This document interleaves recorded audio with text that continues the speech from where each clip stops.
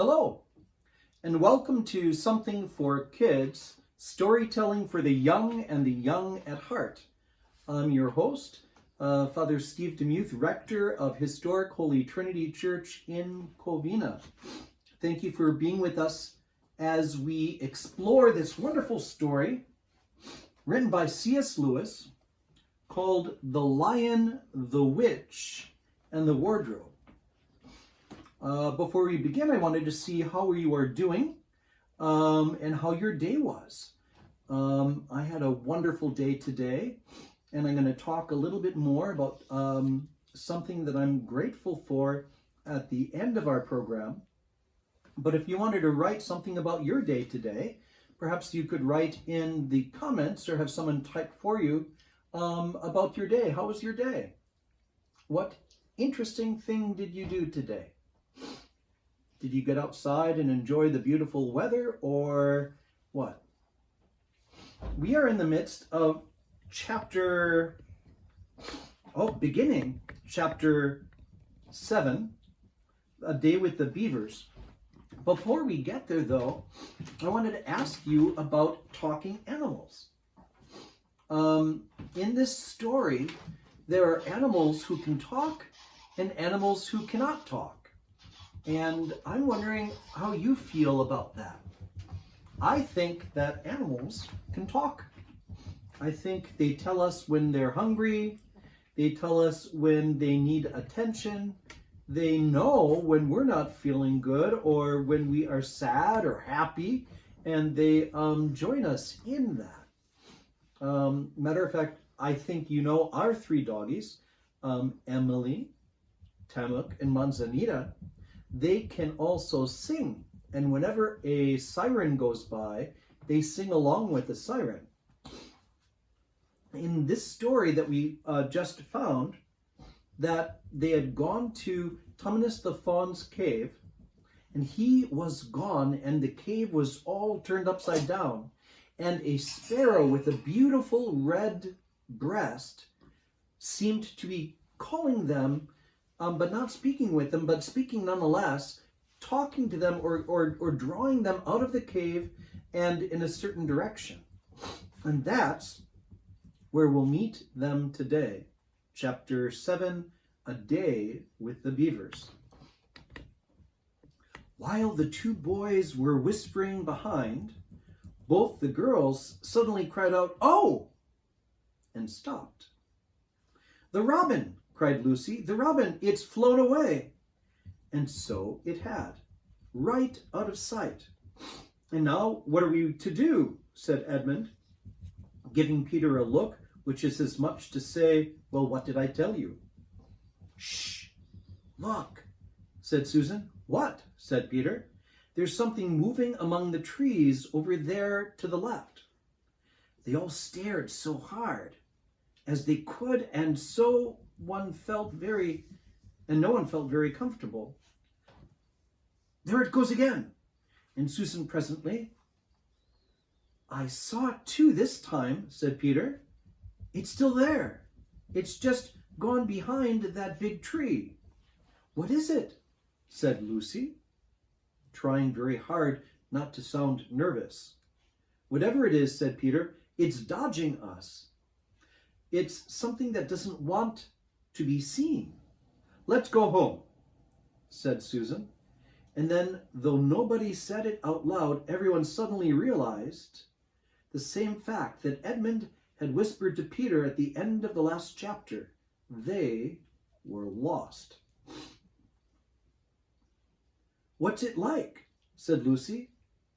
It's sort of an animal, a kind of an animal," said Susan, and then, look, quick! There it is!" They all saw it this time, a whiskered, furry face which had looked out at them from behind a tree, but this time it didn't look away and didn't immediately draw back. Instead, the animal put its paw against its mouth, just as humans do with their fingers on their lips when they're signaling you to be quiet.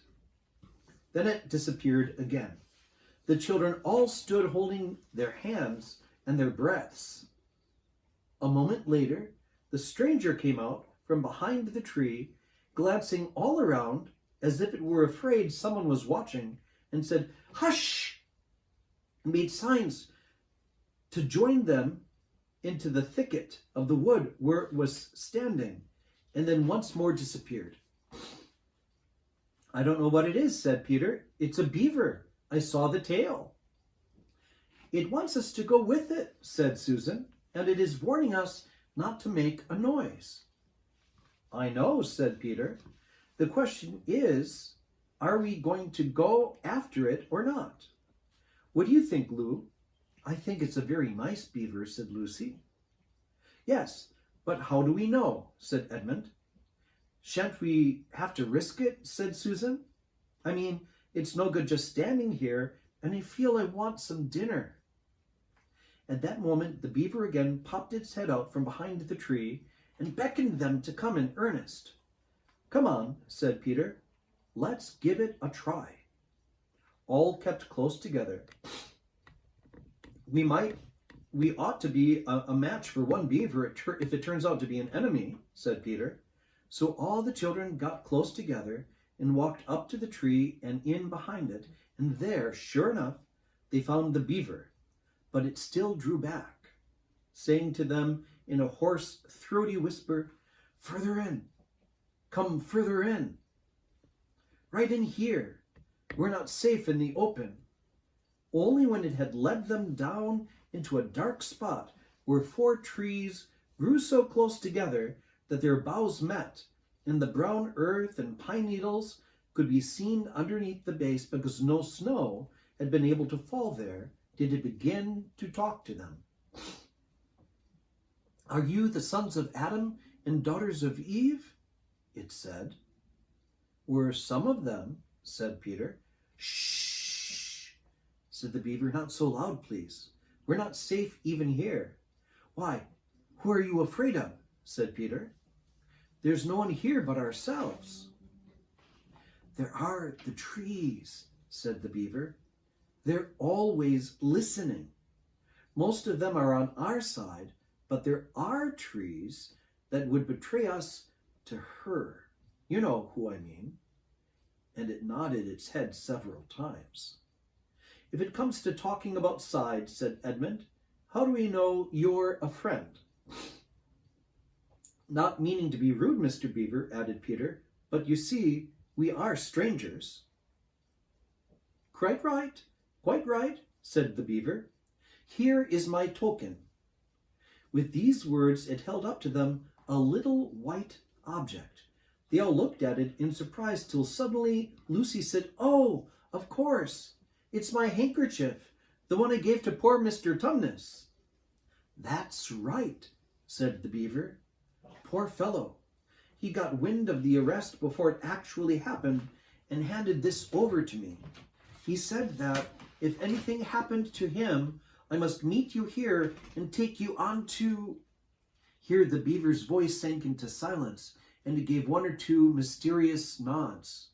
Then, signaling to the children to stand so close around as they possibly could so that their faces were actually tickled by its whiskers, it added in a low whisper, "They say Aslan is on the move. Perhaps has already landed." And now a very curious thing happened. None of the children knew who Aslan was any more than you do. But at the moment the beaver had spoken the words, everyone felt quite different. Excuse me. Perhaps it has something to do with a dream that someone says something and you don't understand it, but in the dream it feels as if you had some enormous meaning, either a terrifying one which turns the whole dream into a nightmare, or a lovely meaning too, lovely to put into words, which makes the dream so beautiful that you remember it all your life and are always wishing you could get into that dream again. It was like that now. At the name of Aslan, each one of the children felt something jump in his inside. Edmund felt a sensation of mysterious horror. Peter felt suddenly brave and adventurous. Susan felt as if some delicious smell or delightful strain of music had just floated by her. And Lucy got the feeling you have when you wake up in the morning and realize that it's the beginning of the holidays or the beginning of summer. And what about Mr. Tumnus? Said Lucy. Where is he? Shh, said the beaver. Not here. I must bring you where you can have a real talk and also a real dinner.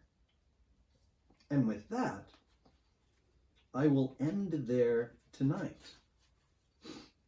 And we will talk a little bit more tomorrow night about where they go from there and what they find out from the beaver and just who is Aslan. I want to talk about something else today, and I'm kind of doing things cattywampus, but I want to say a couple thank yous.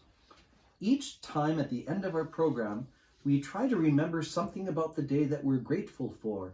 It's a way to count your blessings, and then we sing our song together. And today, I was thinking of a big blessing I had in my life in November. What is this right here? And what is this shape right here? If you said heart, you're right. This is a model or a diagram of a heart. And this pillow was given to me, Father Steve, on November 10th, 2019 by Dr. Huang at Eminate Health Hospital. And it was Dr. Huang who performed open heart surgery on me and saved my life. And I am so grateful to the good people at both Kaiser Permanente and at Eminate Health for taking such good care of me that I'm here today. And I also want to thank a good friend of mine that I talked to just yesterday. Her name is Marissa, and she works as an RN, a special type of nurse in Milwaukee at a hospital, caring for people who are sick. And she, because she is coming in contact with sick people and she doesn't want to infect her family, she stays in one place and the family has to stay on the other side or in another place. And she makes that sacrifice on behalf of others. So today, as I'm counting my blessings, I am grateful and thankful and happy to know and to receive the care of the medical professionals at both Kaiser Permanente and at Eminate Health. And all nurses and doctors and technicians and blood drawers and x-ray people and all the people, even in PBX, who have to answer the phone and connect people all over the hospital. Our good friend Esperanza does that. And I am so grateful for those kind of people. Maybe today you can type in the comment section those people that you know that you're grateful for as we sing our song. When I'm worried and I can't sleep, I count my blessings instead of sheep, and I fall asleep counting my blessings. When my bankroll is getting small, I think of when I had none at all, and I fall asleep counting my blessings. I think about a nursery and I think of curly heads, and one by one I see them as they slumber in their beds. If you're worried and you can't sleep, just count your blessings instead of sheep, and you'll fall asleep, counting your blessings.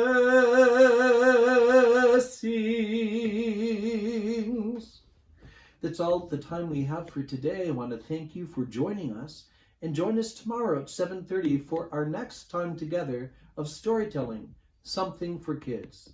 Good night, and God bless.